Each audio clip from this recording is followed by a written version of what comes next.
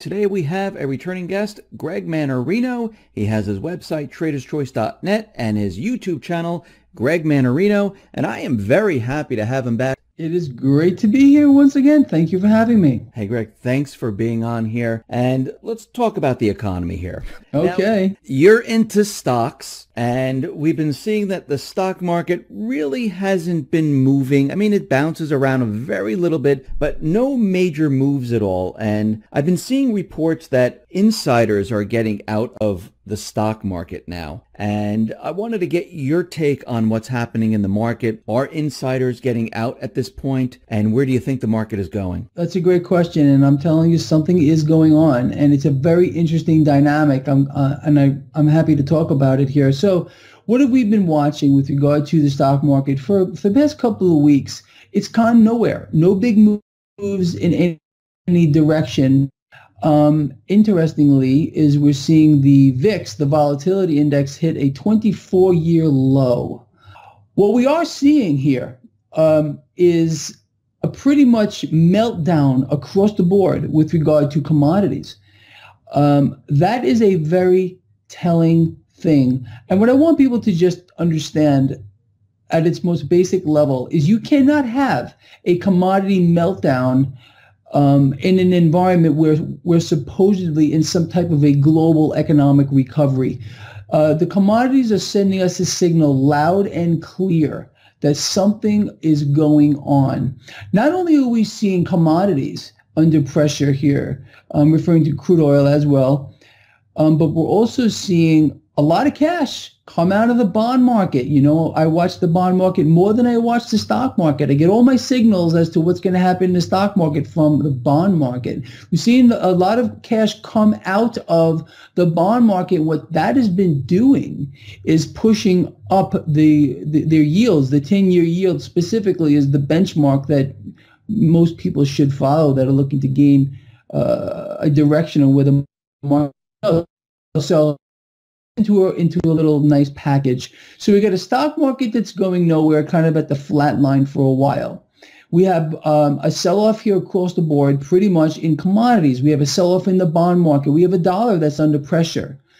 And this has been pretty much the theme for the past several weeks. So what's the signal here? And it's a great question, and I want people to think about it. So all this cash that has been coming out of commodities, that has been coming out of the bond market, coming out of investors that are in the dollar, is kind of waiting. It's kind of sitting there on the side, just waiting for somewhere to go. We saw some of this just yesterday, as a matter of fact, where some of that cash that was sitting on the sidelines was making its way over to crude oil, which made a over 3% move in one day.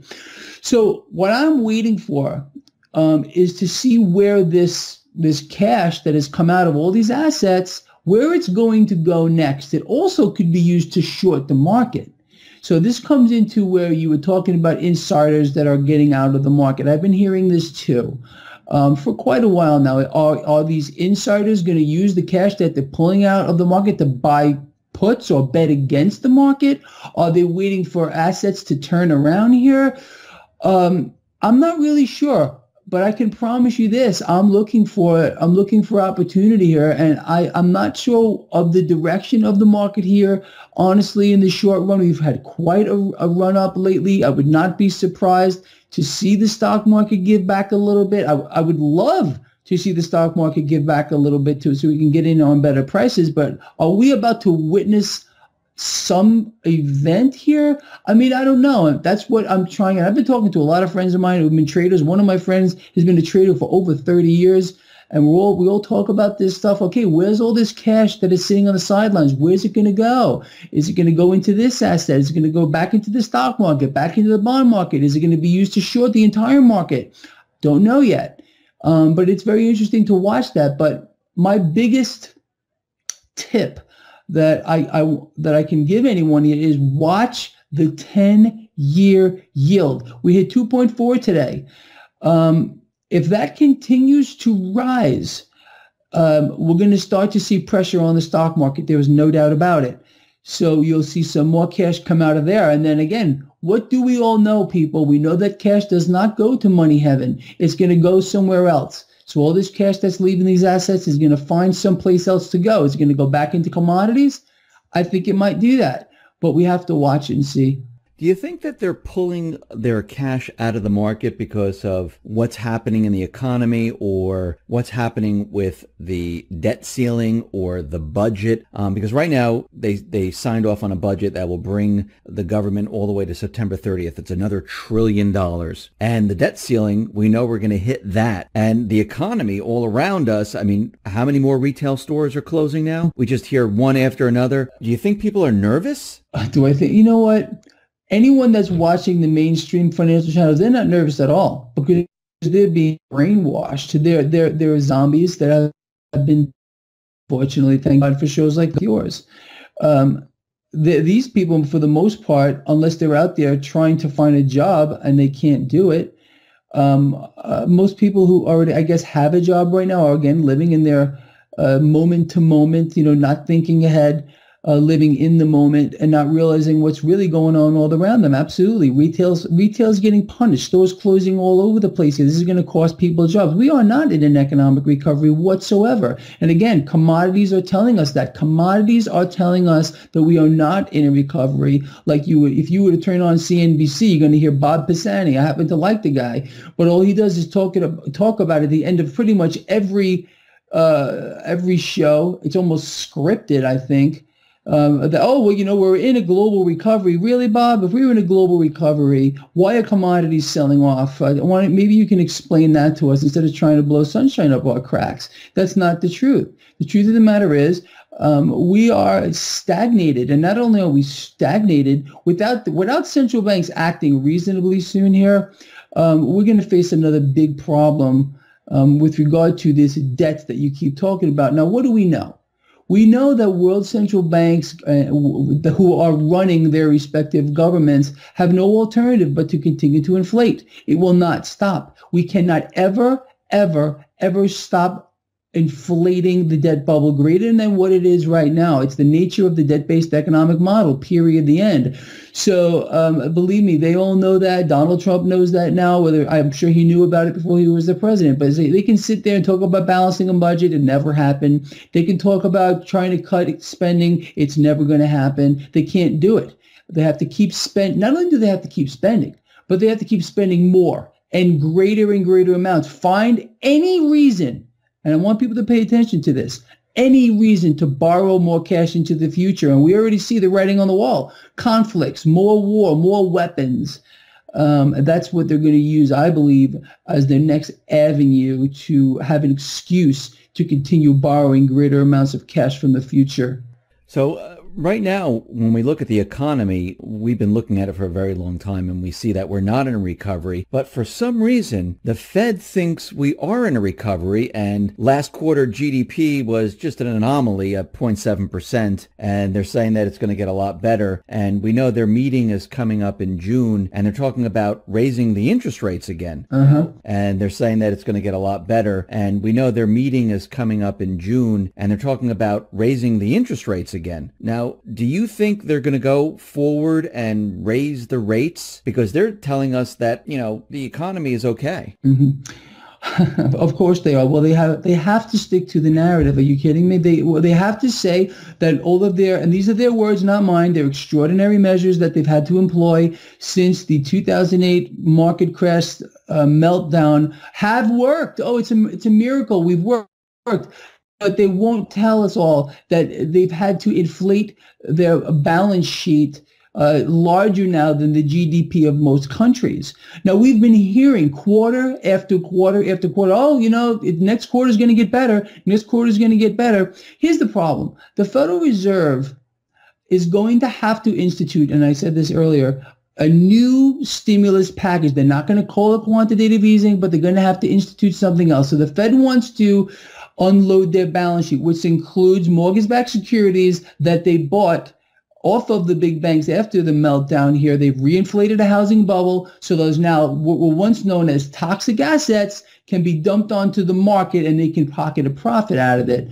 It's criminal what they've done here. Had people gotten kicked out into the streets, people lost everything. The Fed was successful in reinflating a housing bubble and a stock market bubble on the back of the biggest bubble in the history of the world, which is the debt bubble. And now they're going to unload their balance sheet. Well, how are they going to do that? They're going to unload those mortgage-backed securities. They're not going to reinvest bonds. Now, what people need to understand is, and we're seeing this already with regard to the interest rates, they're kind of going up on their own here. Look at what's going on here with the 10-year yield lately. Now, if the Fed decides to do what they're going to do, what they want to do here, they're gonna create a big issue with a flatter yield curve.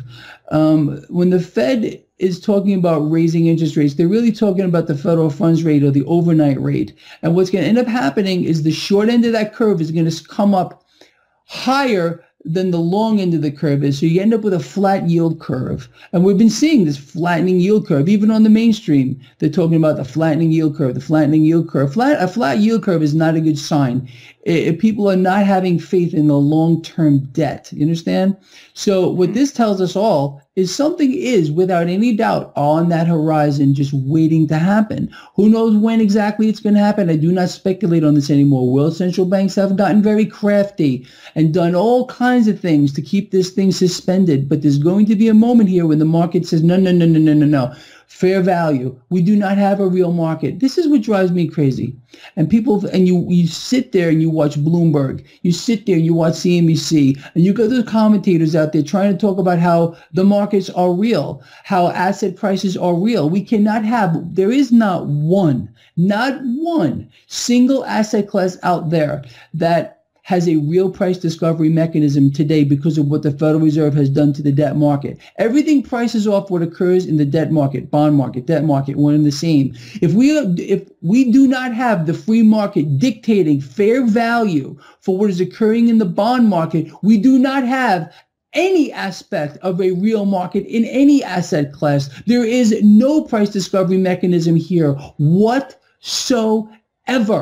And there lies the problem, because all of this at one time will achieve a fair market value, and it's going to feel like the collapse of collapses, but it's not going to be a collapse at all. All it's going to be is a correction to fair value. Now, you mentioned the Fed trying to sell off their balance sheet. They're going to reduce their balance sheet of all this toxic waste that they've accumulated. And JP Morgan Chase, I don't know if you saw the article where they're talking to other banks about combining the deposits because they're worried about a drain on deposits at the end of this year because of the balance sheet, sell-off. I mean, does that worry you? Let me say this. I think people, and I've actually written a couple of articles about this recently. I think people are a lot smarter, or at least they are, thanks to shows like yours, than they were just a few years ago. And they do realize that we are now standing on the precipice of something very, very ugly, that world central banks,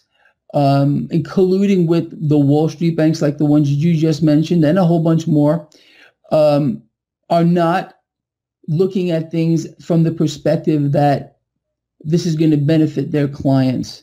Everything that they do is to benefit themselves at the expense of their clients. And we saw this in real time during the meltdown when Goldman Sachs was betting against their own clients during the meltdown, actually selling assets to their own clients that they knew were not good investments. JP Morgan did the same thing. Morgan Stanley did the same thing. A bunch of them all did the same. They were all doing it. So whatever these banks are going to try to do here for the quote unquote benefit of their, what they're going to try to sell to people for their benefit is absolutely, it has to be looked at from a 180 degree perspective. So the other thing I believe that we're seeing here, which is reflective of people starting to smarten up, is people getting out of their system more so than ever before. And this is leading people to, I think, cryptocurrency. Bitcoin hit another record today. These things are in their infancy as far as I'm concerned, cryptocurrency at this time. We also found this out, and I'm glad to have the opportunity to talk about this on your show. But in the last 10 years, with regard to silver production, we are now at I think it's the third or second largest deficit with regard to silver production, again, in the last decade. Meanwhile, what are we watching? We're watching the price of silver and gold get punished lately while the debt bubble keeps getting inflated. You know this as well as I do, and I'm more than certain that your listeners do. Gold and silver are the anti-debt. So does it make sense to anyone listening that from a supply and demand perspective were real, that the physical asset of gold and silver more specifically, would be going down in price here? No, of course not. So this is the big banks, like you just mentioned, using derivatives to manipulate the price lower. How many banks have we all heard about that have been fined? Deutsche Bank was the last one, fined, a big whopping $20 million fine for being caught red-handed manipulating the price of silver. So look, these assets here are the most undervalued in the history of the world. Silver, more specifically, the most undervalued asset known to man. I can't imagine another one that's more undervalued at this time. I mean, we have bubbles to the upside, which would be the debt bubble, and the anti-debt, which is gold and silver, are on the opposite end of that bubble. And this will correct at one point when, again, I don't speculate, but I want people to understand what's going on fundamentally with regard to supply and demand, which doesn't matter anymore with these assets. And again, the inflating debt bubble, which also fundamentally is not playing into the dynamics, the price action dynamics of gold and silver. So we're going to start to see more people getting out of the centralized banking cartel system into cryptocurrencies and hoarding as much gold and silver as they possibly can in this environment of suppression. I did a whole video about this today, as a matter of fact, when I found out about the deficit now we're running, the third largest in the last decade with regard to silver production. So I urge people to do their own research, look into it yourself, and just make sense of it yourself, and you'll understand what you need to do. So I just wanted to talk about silver for a second. Do you think that the silver, I mean, if there's such a deficit and we can't find silver, wouldn't you think silver prices would go up?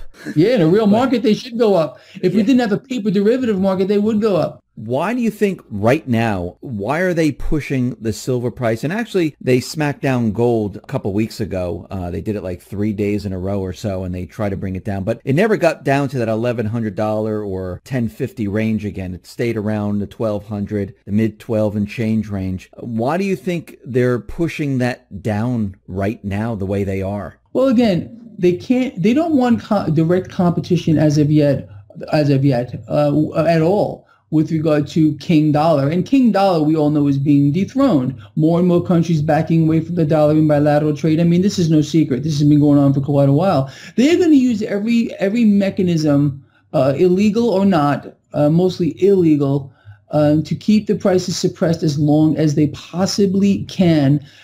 First of all, to give opportunities to world central banks and governments and the richest people to acquire more of this stuff at these insanely, and I mean insanely, suppressed prices. Do what the rich are doing right now. Do what world central banks are doing right now. Don't do what you hear that you should be doing on the mainstream financial channels, because they're going to tell you that gold is a barbarous relic. They're going to tell you that you shouldn't even be touching silver. Meanwhile, if you have a few functioning brain cells, you know that's exactly where you need to be. It's that simple. So if they are so desperate to keep these prices suppressed, again, bank after bank after bank have been caught red-handed manipulating the price, and the regulators turned a blind eye. The regulators don't say anything. They don't do anything. They slap insignificant fines on these institutions. So we have to, look, all you need to have literally is one eye open and maybe one functioning brain cell to realize, hey, There's a reason why this is going on here. And the easiest perspective is just understand that gold and silver are the anti-debt. So take the opposite side of that trade. I look at everything as a trade, whether I'm long or whether I'm short. And again, these are not actual trades. These are investments, because I can promise everyone that's listening here, there's going to be a moment where every single asset, and I'm not just talking about gold and silver. I'm talking about housing. I'm talking about the debts. I'm talking about stocks, so that their valuations are as higher than some of these. Some of these stocks are valued higher now than they were during the dot-com bubble.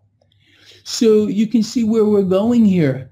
And this is going to correct the fair value. I don't know when, but I'm just ready for it. And that all that cash that's sitting over there, like we were talking about, all this sell-off in commodities, is waiting for something to happen. Let's see what happens. Let's just follow it. I don't care. All of you here know, I don't care if the market goes up. I don't care if the market goes down. I'm just going to take advantage of it by getting on the right side of that trade. So I don't care. I'm financially sound. I don't have to worry about any of this anymore.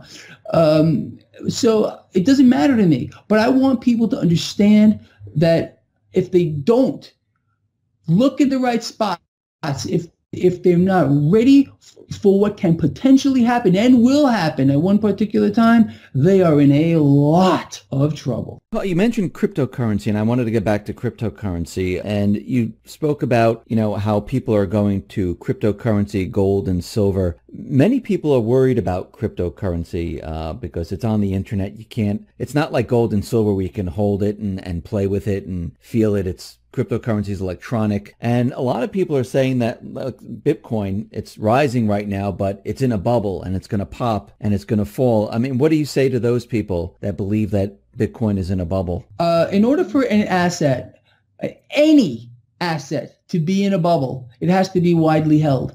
Bitcoin is not widely held. It has a significant market cap, but it is not a widely held asset. So anyone who's thinking that Bitcoin is in a bubble and you're going to wait for that bubble to pop, don't hold your breath. It's amazing that you actually brought this up, because I'm working on an article right now kind of with that title.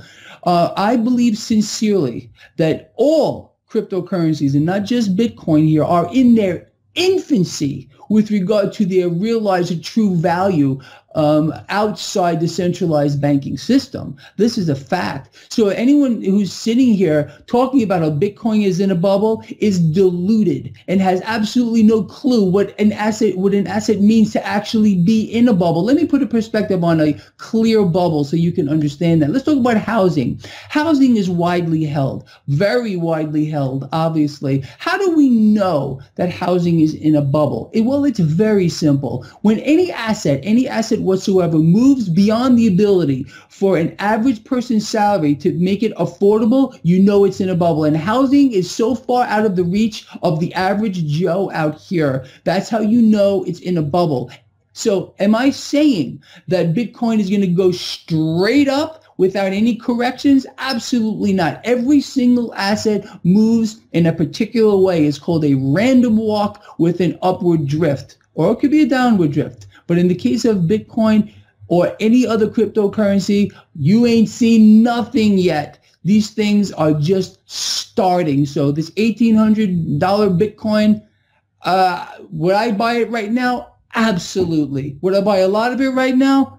Absolutely. And I would hold on to it, because I can promise you it's going much higher. Do you think the central bank, do they want to, control Bitcoin in any way, or are they just going to let it go and they don't care about it? I'm not sure. I think that they probably look at Bitcoin or cryptocurrency right now as an asset, obviously, which it is. I don't think that the Federal Reserve in any way believes that Bitcoin is a threat to the dollar, because in order for Bitcoin to be a threat to the dollar, number one, it would have to be widely held. Number two, it would have to be used by central banks to fulfill their debt obligations to each other. It would have to actually threaten the US dollar as a reserve currency, which is not happening in our lifetime. So I don't believe that at this time. Absolutely not. Well, let me ask you this question. Since there's more and more places that are accepting Bitcoin for, Cars? How about BMW? BMW accepts Bitcoin. So what happens if, let's use this example. If your employer pays you in Bitcoin, then you use Bitcoin to purchase goods, you're completely bypassing the dollar. Mm-hmm. And do you actually, if you never turn it into dollars, do you actually have to pay the government any taxes on it because you're not using the Federal Reserve note? Exactly. There's the fly in the ointment with regard to the use of a cryptocurrency, and you pretty much sum that up. The problem with the government, I think, and they probably are working on a fix for this. I'm not sure how they would do this, honestly, is for one, against tax reasons, and also because a lot of crime is transacted in these decentralized units. So I'm very curious to see how that plays out as well. But other than that, I really feel that these things, we really haven't seen anything yet, because we know what world central banks are going to do. They're going to continue to inflate. They have no alternative but to inflate. They're going to kill the value of their currency, of the paper fiat currency. It will probably at one time, or potentially could reach its intrinsic value of zero. And people already are starting to get smart to the prospect that we're in a bubble with regard to debt, and they're looking for alternatives to the dollar, to the euro, to all of these fiat currencies. And that's why we're seeing this explosion here. And I'll tell you something else. The powers that be, at least the way that the cryptocurrencies are set up, can't manipulate them. What they can do, maybe, is get in there and buy large amounts of it and then sell it back onto the market, run some kind of a pump and dump. But the only manipulation that can possibly happen, and it's not even manipulation, is when a large buyer gets in there. Let's say a thinly traded cryptocurrency, of which there are many. Bitcoin is not the only one, as you are well aware of. I don't know if many people know that, but thinly traded cryptocurrencies can have large fluctuations in their price because of some big buyer or a big seller. But that's it. So these decentralized units of wealth, I really think that this action that we've seen lately is just the beginning. And again, just because I know people are going to say, if it goes down $200 tomorrow, people are going to say Greg was wrong. No, Greg was not wrong. These things are going to fluctuate in value, just like the dollar does, just like the euro does, just like every other single asset does too.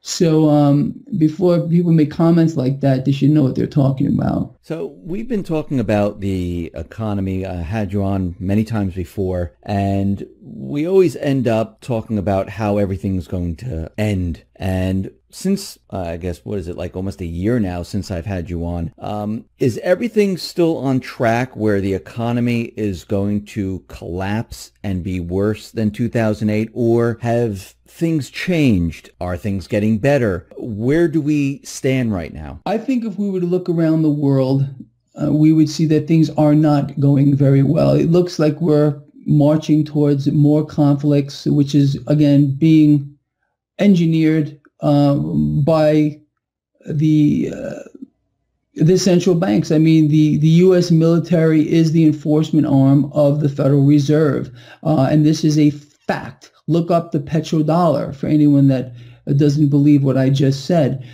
And I think the last places to be affected by this are going to be the large economies, and ours being, we're the largest debtor nation in the history of the world, unfortunately. But it's going to hit us here in the United States last. The issue of a collapse is pretty straightforward here.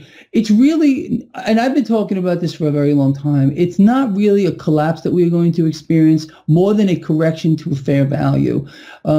I think I've laid out a case over the years, and even on the show right now, how world central banks have distorted the debt market and twisted everything. There's no price discovery mechanism behind one single asset at this time, and that will correct to a fair value. The free market always wins. It takes time, but it always does, and that's why we get these bubbles. And this is why the Federal Reserve can get away with what they do. They try to make it appear as if it's a natural order to these bubbles, but it's actually the world central banks that are responsible for and deliberately do continue to inflate bubbles so they can deflate them. Every time they inflate a bubble and they deflate these bubbles, there's a wealth transfer effect from the middle class to the upper class. The lower class, they don't have any money anyway, it doesn't matter.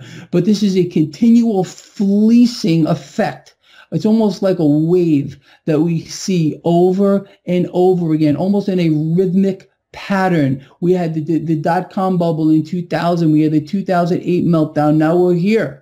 8 years later, are we close to another pop? I don't know. Wouldn't be surprised if we are. Everything is so stretched and so twisted and so distorted. I think we're overdue.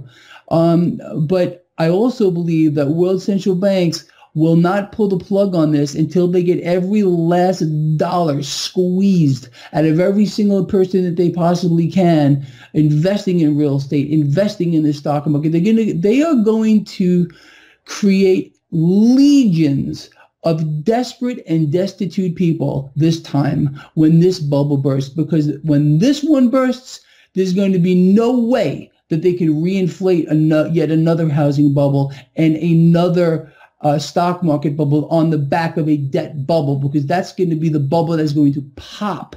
And we are going to end up in a currency crisis as well, because fiat currency, all of them, these are units of debt. They are not units of wealth. Again, hence the move to cryptocurrencies that we're seeing lately. And I can promise you, when all this happens, we are going to see the true realized value of assets, including gold and silver, which are going to take off. And I mean take off as the value of debt. And again, fiat currency, US dollar being a unit of debt, realize their true value. Greg, thank you very much for being on the X22 Report Spotlight. Once again, how can people see your work? Go to my website, traderschoice.net, or follow me now on the Steemit platform. I promise to keep people on top of every single thing that we just spoke about. All right. Thank you very much. I really appreciate it. Thank you very much.